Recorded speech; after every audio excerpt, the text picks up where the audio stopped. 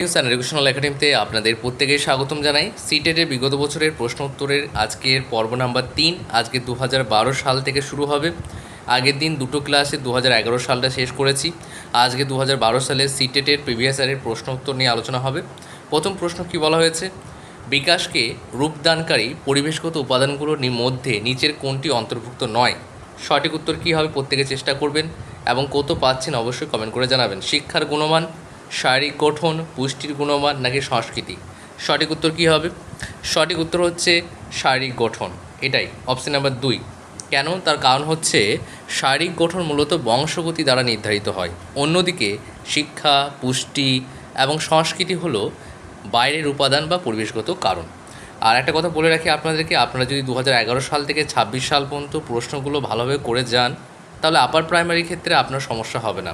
সেই ক্ষেত্রে আপনি 60 থেকে 70% কমন পাবেন এবং প্রশ্নগুলো প্রায় একই রকম হবে। এমন নয় যে আপনার প্রশ্ন চেঞ্জ হবে, কারণ 2016 সালেই প্রথম আপার হয়েছিল, তারপর কিন্তু আপার আর হয়নি, আপারের পরীক্ষা আর হয়নি। তাহলে সেই আপারের পরীক্ষার কোয়েশ্চেন যেনারা তৈরি করবেন তেনারা কিন্তু অনেক সময় ম্যাক্সিমাম সময় ওনারা কিন্তু প্রিভিয়াস ইয়ারকেই ফলো করেন। সেটা অন্যান্য পরীক্ষার সিটেট বলুন কিংবা অন্যান্য রাজ্যের আপার বলুন, সেগুলোকে ফলো করে ওনারা কিন্তু পরীক্ষার কোয়েশ্চেন সেট করেন। সেই জন্য বলছি খুবই গুরুত্বপূর্ণ।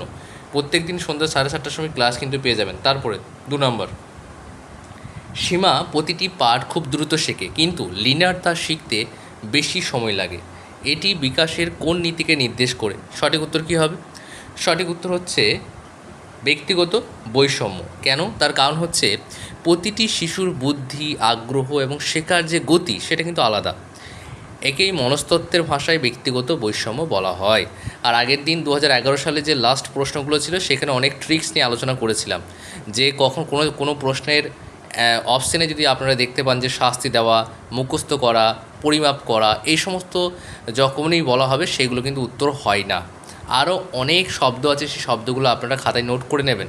তার ফলে কী হবে, যদি কোনো রকমভাবে আনকমন কোনো সিডিপির প্রশ্ন আসে আপনারা অপশানগুলো এলিমিনেশন করে সঠিক উত্তরটি নির্বাচন করতে পারবেন। তারপরে বিকাশ শুরু হয় শৈশবকাল থেকে, প্রাক বাল্যকাল থেকে, উত্তর বাল্যকাল থেকে নাকি প্রাক জন্মস্তর থেকে? সঠিক উত্তর হচ্ছে প্রাক জন্মস্তর থেকে, প্রিন্যাটাল স্টেজ থেকে কিন্তু শুরু হয়ে যায়। শিশুর বিকাশ মাতৃগর্ভে থাকা অবস্থাতেই শুরু হয়, জন্ম দেওয়ার পর কেবল তার বহিঃপ্রকাশ ঘটে। চারটা, নিচের কোনটি প্রধানত বংশগতি সংক্রান্ত একটি উপাদান? বংশগতি সংক্রান্ত উপাদান বলেছে, তার মানে কোনটা হবে? সমবয়সী দলের প্রতি মনোভাব, চিন্তাধারার ধারণ নাকি চোখের রং নাকি সামাজিক কার্যকলাপের অংশগ্রহণ? চারের সঠিক উত্তর কোনটা হবে? সঠিক উত্তর হচ্ছে অপশন নাম্বার 3, চোখের রং।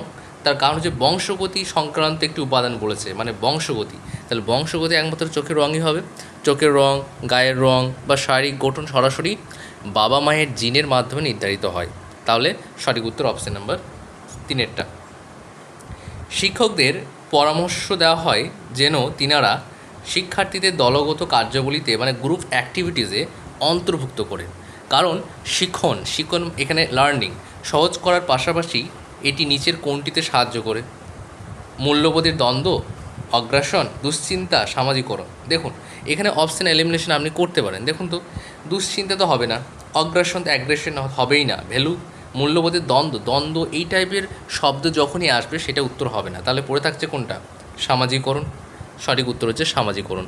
দলগত কাজের মাধ্যমে শিক্ষার্থীরা একে অপরের সাথে মেলামেশা করতে, সহযোগিতা করতে এবং সামাজিক নিয়মকানুন শিখতে পারে। এটি তাদের সামাজিকরণের প্রক্রিয়াকে আরও বেশি ত্বরান্বিত করে। আর আপনাদেরকে বলছি সিডিপি ভালো করে যদি করে যান 30-এ 30 পাবেন। অন্যান্য সাবজেক্টের ক্ষেত্রেও বলবো একদমই ফুল মার্কস পাওয়া সম্ভব, যদি এখন থেকে প্রস্তুতি নেন তাহলে সম্ভব। তারপরে তার এই গুরুত্বপূর্ণ বিষয়, আপনাদের প্রস্তুতিকে সহজ করার জন্য আমরা সিটেটের পার্ট 2 অর্থাৎ আপারের প্রশ্নগুলোকে ইংরেজিতে ছিল বাংলাতে ট্রান্সলেট করে সঠিক উত্তর আমরা কিন্তু তৈরি করে দিয়েছি ব্যাখ্যা সহ।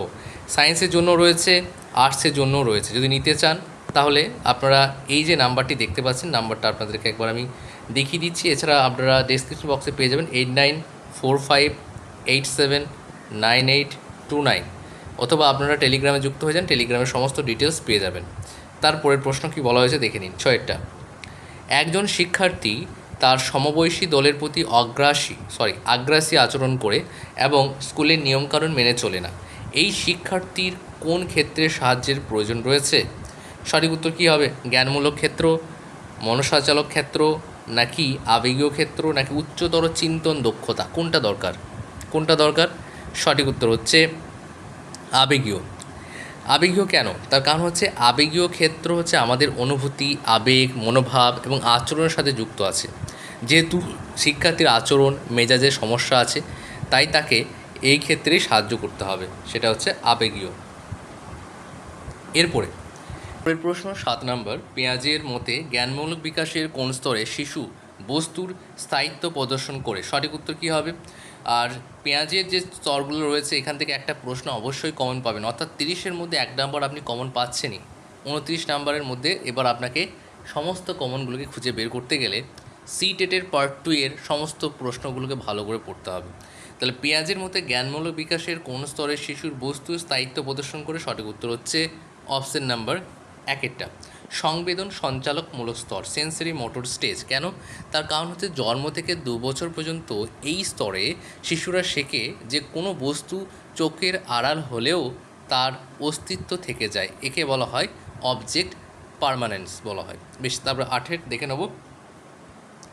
কহলবার্গের মতে ঠিক এবং ভুলের বিচার সম্পর্কে জড়িত চিন্তন প্রক্রিয়াকে কি বলা হয়? 8 সঠিক উত্তর হচ্ছে অপশন নাম্বার কোনটা? চেষ্টা করুন প্রত্যেকে। 4 নৈতিক বিচার বুদ্ধি, মোরাল রিজনিং। কেন? তার কারণ হচ্ছে যে কোনো কাজ কেন ঠিক বা কেন ভুল তা নিয়ে আমরা যখন যুক্তি দিয়ে বিচার করি তখন সেই মানসিক প্রক্রিয়াকে কহলবার্গের তত্ত্বে মোরাল রিজনিং বলা হয়। মানে তিনার তত্ত্বে কিন্তু এটাই সঠিক উত্তর হবে, নৈতিক বিচার বুদ্ধি। শিক্ষণের জন্য মূল্যায়ন নিচের কোনটিকে গুরুত্ব দেয়? আর খুবই গুরুত্বপূর্ণ, এখান থেকেও কিন্তু একটা প্রশ্ন কমন পাবেন। কেন? আগে 2011 সালেও কিন্তু মূল্যায়ন থেকে একই প্রসেসের একই প্রশ্ন দেওয়া হয়েছে। মূল্যায়ন থেকে, পেঁয়াজে থেকে বেশ কিছু টপিক আছে, সেই টপিক থেকে আপনি গ্যারেন্টি কমন পাবেন। সেই টপিকগুলো নিয়ে আমরা ডেসক্রিপটিভ আলোচনা করব। তাহলে 9 সঠিক উত্তর কী হবে? 9 সঠিক উত্তর হচ্ছে অপশন নাম্বার 2, শিক্ষণের অভাব বা গ্যাপগুলো শনাক্ত করে প্রতিকারমূলক ব্যবস্থা করা। অর্থাৎ লার্নিং যে গ্যাপগুলো রয়েছে সেগুলো আমাদেরকে আইডেন্টিফাই করে সেগুলোকে রেমিডিয়াল টিচিংয়ের মাধ্যমে সেগুলো সংশোধন করতে হবে। 10 একজন শিক্ষক শিক্ষার্থীদের মধ্যে সামাজিক মূল্যবোধ জাগিয়ে তুলতে পারেন। একজন শিক্ষকই পারেন শিক্ষার্থীদের মধ্যে সামাজিক মূল্যবোধ তৈরি করতে। তাহলে সেই ক্ষেত্রে কোনটা?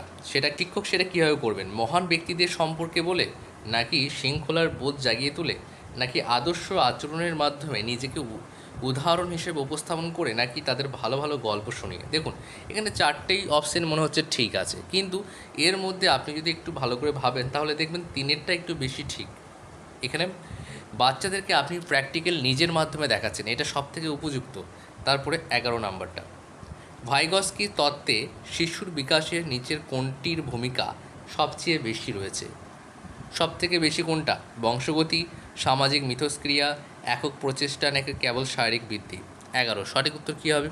সঠিক উত্তর হচ্ছে অপশন নাম্বার 2 সামাজিক মিথস্ক্রিয়া। কেন? তার কারণ হচ্ছে ভাইগস্কি বিশ্বাস করতেন যে শিশুরা সমাজ, সংস্কৃতি এবং ভাষা ব্যবহারের মাধ্যমে একে অপরের সাথে মেলামেশা করে সবচেয়ে ভালো শেখে। আর এটাই সত্যি যে বাচ্চারা কিন্তু একে অপরের সাথে মেলামেশা করলে ভালো শিখবে, যদি সেটা ভালো তারা একসঙ্গে মেলামেশা করে, একে অপরে সাহায্য করে এবং উভয়ই কিন্তু পড়াশোনা করে। হ্যাঁ, সেদিকে লক্ষ্য রাখতে হবে। প্রগতিশীল শিক্ষা অনুযায়ী শিক্ষার্থীদের সক্ষম করে তোলা উচিত। প্রোগ্রেসিভ এডুকেশন অনুযায়ী শিক্ষার্থীদের সক্ষম করে তোলা উচিত কিসে? কেবল পরীক্ষায় ভালো ফল করার জন্য? দেখুন, অনলি মানে হচ্ছে এখানে অনলি, কেবল, শুধুমাত্র, এই সমস্ত ওয়ার্ডগুলো থাকলে সেটা কিন্তু প্রশ্নের উত্তর হবে না, আগেই কাটা যাবে। এখানে এই ওয়ার্ডটা আপনি চাইলে নোট করতে পারেন। তারপরে দেখে নেব, সামাজিক সমস্যা সমাধানে সক্রিয় ভূমিকা নেওয়া, এটা মনে হচ্ছে হতে পারে। অন্যদের আদেশ মেনে চলার জন্য? না, এটা তো হবে না। কোনো কিছু না বুঝে মুখস্থ করা? দেখুন, মুখস্থ করা হবে না, আদেশ এসব হবে না এগুলো। তাহলে সঠিক উত্তর হচ্ছে অপশন নাম্বার 2 তাহলে সিডিপির 3-4 নাম্বার আপনি এমনই পারবেন যদি আপনি এই ট্রিক্সগুলো ফলো করেন। তারপরে 13 সৃজনশীল শিক্ষার্থীদের মূল বৈশিষ্ট্য কী? সৃজনশীল ক্রিয়েটিভ লার্নার্স এর মূল বৈশিষ্ট্য কী? তারা খুব বুদ্ধিমান। এটা কিন্তু সৃজনশীলতার উদাহরণ হতে পারে না। তারা পরীক্ষায় সবসময় 100 নম্বর পায়, দেখুন সব সময়, সর্বদা, অনলি, এটা তো হবেই না। এই বুদ্ধিমান, তারা খুব বুদ্ধিমান হয়, এটা মনে হচ্ছে আপনার হতে পারে, কিন্তু দেখুন পরীক্ষায় সব সময় হবে না, এটা সব সময়টা আছে। তাদের চিন্তাভাবনা গতানুগতিক, একমুখী, গতানুগতিক, বোরিং, এই সমস্ত শব্দগুলো উত্তর হয় না, তাহলে এটাও হবে না। তারা পার্শ্ব চিন্তন এবং সমস্যা সমাধানে দক্ষ, দেখুন তাহলে 1 আর 2 এর মধ্যে কোনটা হওয়া উচিত? 1 আর 4-এর মধ্যে 4-এরটা সবথেকে উপযুক্ত, তাহলে 4-এর হবে সঠিক উত্তর। এইভাবে আপনাকে কিন্তু সঠিক উত্তরটি খুঁজে বের করতে হবে। সৃজনশীল শিশুরা কোনো সমস্যার সমাধান খুঁজতে গিয়ে প্রথাগত পথের বাইরে গিয়ে নতুনভাবে চিন্তা করতে পারে। 14, একটি ভালো পাঠ্য বই নিচের কোনটি এড়িয়ে চলে? এটা কিন্তু বুঝতে হবে, পাঠ্য বই কোনটি এড়িয়ে চলে? লিঙ্গ বৈষম্য, লিঙ্গ সংবেদনশীলতা, লিঙ্গ সমতা, সামাজিক দায়বদ্ধতা। দেখুন সামাজিক দায়বদ্ধতাটা ঠিক আছে, লিঙ্গ সমতা, ছেলেমেয়ে উভয়ই একই, সেটা ঠিক আছে। লিঙ্গ সংবেদনশীলতা অবশ্যই দরকার, কিন্তু লিঙ্গ বৈষম্যটা হওয়া উচিত না। লিঙ্গ বৈষম্য মানে কি? যে একটা ছেলে একটা মেয়ের থেকে ভালো, কিংবা একটা মেয়ে ছেলের থেকে ভালো না, এই যে বিষয়গুলো আছে সেইগুলোকে বলা হয়। সে ছেলেটা ফুটবল খেলতে পারে, মেয়েটা ফুটবল খেলতে পারবে না, মেয়েরা বাড়ি কাজ করবে, মেয়েরা পড়াশোনা করবে না, এই যে টাইপের একটা বিষয় আছে, এটাকে লিঙ্গ বৈষম্য বলা হচ্ছে। এগুলো নিয়ে আমি ডেসক্রিপটিভ আলোচনা করব। 15 নম্বর প্রশ্ন, আজকে শেষ প্রশ্ন, এবং 15-এর মধ্যে কত পাচ্ছেন কমেন্ট করে জানাবেন। নেক্সট দিন 2012 সালে আর যে এক্সট্রা 15টি প্রশ্ন থাকবে সেগুলো নিয়ে আলোচনা করব। মেধাবী বা প্রতিভাবান শিক্ষার্থীরা কখন তাদের সম্ভাবনার পূর্ণ বিকাশ ঘটাতে পারবে? মেধাবী বা প্রতিভাবান বা গিফটেড চাইল্ড যাদেরকে বলা হয়, শিক্ষার্থীরা কখন তাদের সম্ভাবনার পূর্ণ বিকাশ ঘটাতে পারবে? সঠিক উত্তর কী হবে? সঠিক উত্তর হচ্ছে, এখানে অপশান এলিমিনেশন করা যায় কিনা দেখে নিই আমরা। যখন তাদের অন্য শিক্ষার্থী থেকে আলাদা করা হবে, এই টাইপের ওয়ার্ড আলাদা করে দেওয়া, এগুলো হবে না। তারপরে যখন তারা প্রাইভেট কোচিং ক্লাস যাবে, প্রাইভেট কোচিংগুলো তারা নেগেটিভ সেন্টেন্স তৈরি। যখন তাদের বারবার পরীক্ষা নেওয়া হবে, না, পরীক্ষা বারে বারে পরীক্ষা না, যখন তারা অন্য শিক্ষার্থীর সাথে একসাথে একত্রিত শিখবে, এটাই। অর্থাৎ যখন তারা অন্য শিক্ষার্থীদের সাথে একত্রে শিখবে, অর্থাৎ ইন্টিগ্রেটেড যে এডুকেশন, সেটা ইনক্লুসিভ এডুকেশনের মধ্যে পড়ছে এটা। তাহলে এই যে আপনার 15টি প্রশ্ন, এই 15-এর মধ্যে কত পাচ্ছেন কমেন্ট করে জানাবেন। নেক্সট দিন 15টি প্রশ্ন নিয়ে আসবো, তাহলে 2012 সালে সিডিপি শেষ হয়ে যাবে। তারপরে আমরা 2013 সাল, এইভাবে কিন্তু 2026 সাল পর্যন্ত এগিয়ে যাব। আর যিনারা এখনও পর্যন্ত আমাদের টেলিগ্রামে যুক্ত হননি, যুক্ত হয়ে যান। হোয়াটসঅ্যাপ গ্রুপে যুক্ত হননি, যুক্ত হয়ে যান।